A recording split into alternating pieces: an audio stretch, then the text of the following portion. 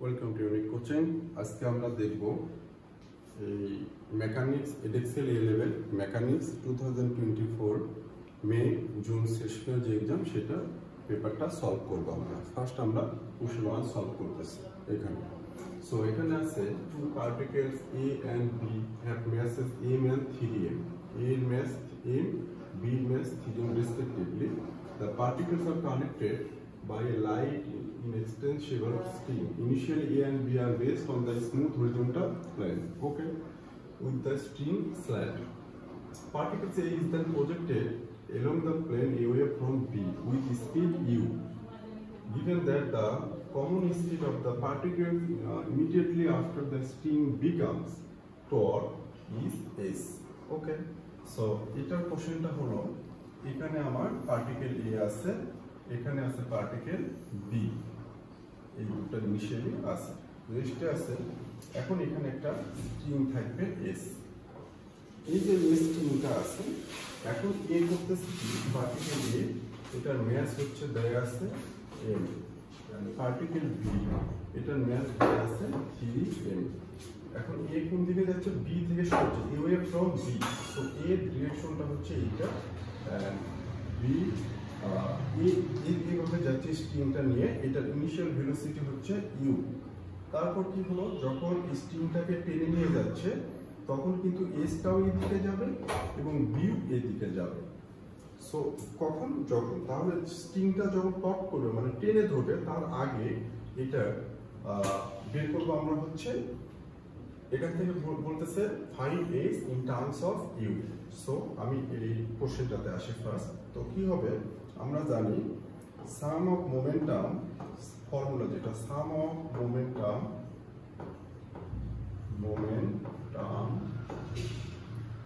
Before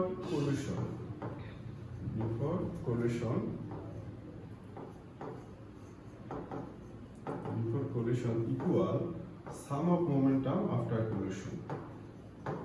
Sum of momentum after collision.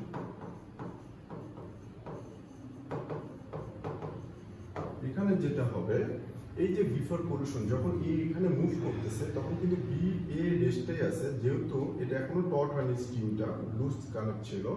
So এটার হবে formula m1 u1 plus m2 u2। u হচ্ছে initial velocity of A, initial velocity of B.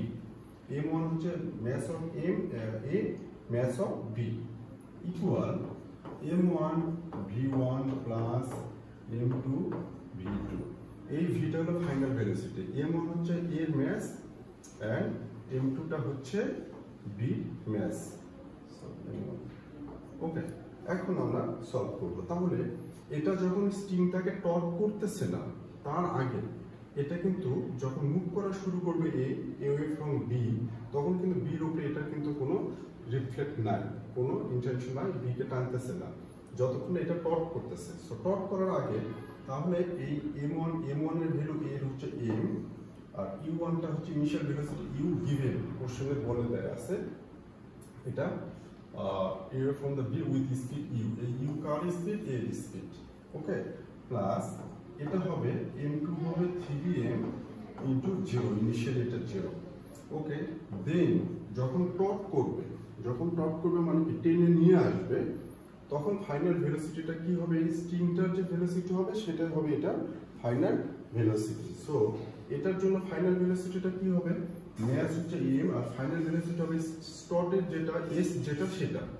So কি হবে, এটা ms plus m2 এর জন্য, b এর জন্য কি হবে, ম্যাস হবে b 3m, এবং যেহেতু টর্ক করতেছে টানতেছে, সো এই স্পিডটা কিন্তু b এর জন্য যা হবে এর জন্য তাই হবে after torque, means after collision. এখানে কলিশন হবে না, যেহেতু টর্ক করতেছে সেহেতু আফটার কলিশনের জন্য যেটা সেটাই হবে যখন টর্ক করে তখন। তো এই যে স্ট্রিং বিকামস টর্ক, যখন টর্ক হবে তার মানে কি, বিকামস টর্ক মানে যখন টেনে নিয়ে আসতেছে কানেক্টেড একসাথে, তখন এটা কি হবে, সেম স্পিডে যাবে, এবং সেটাই হবে আফটার কলিশন, যেটা formula. So B mass 3m আর v2 টা কি হবে, s। খুব সিম্পল এটা। সো এটা 0 হয়ে যাবে।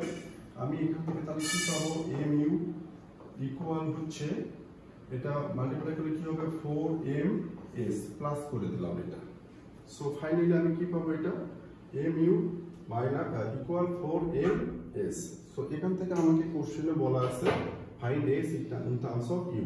সো এখানে mn ক্যান্সেল আউট হয়ে যাবে। সো s ইকুয়ালস কি হবে, s ইকুয়ালস হবে 1/4u।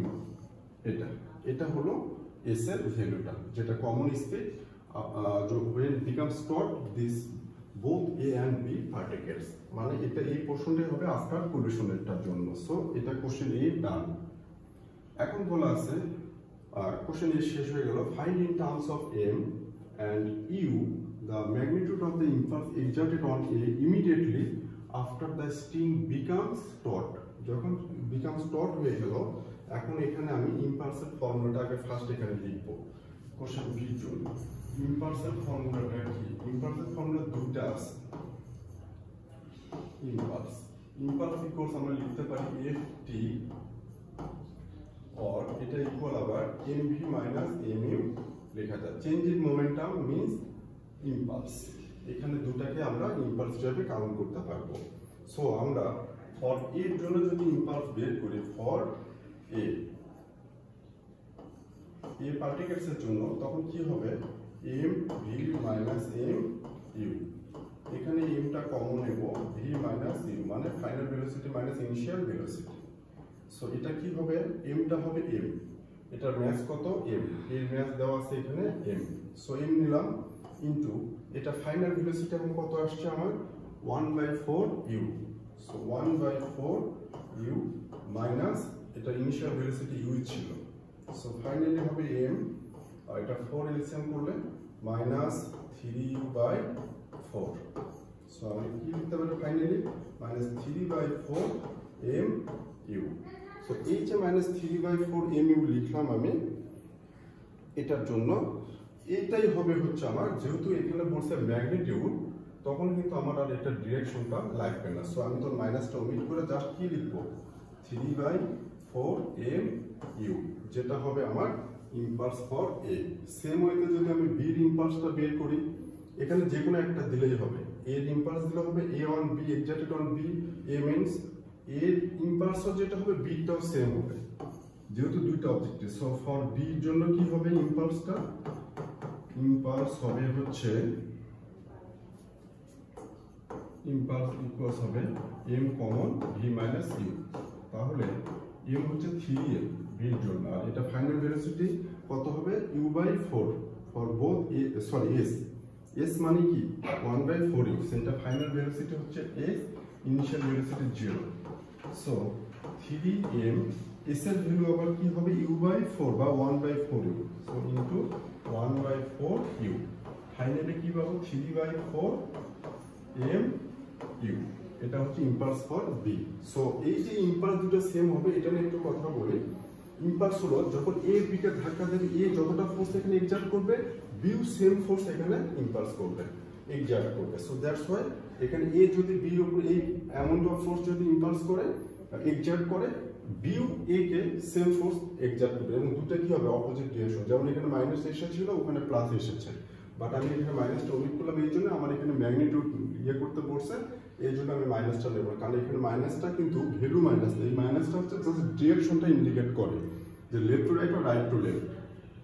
সো কোশ্চেন 1টা আশা করি বোঝাতে পেরেছি। সো আমরা এরপর কোশ্চেন 2 করবো নেক্সট ক্লাসে।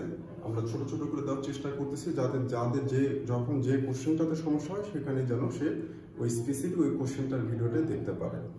So stay with us with Facebook and YouTube. Thank you so much.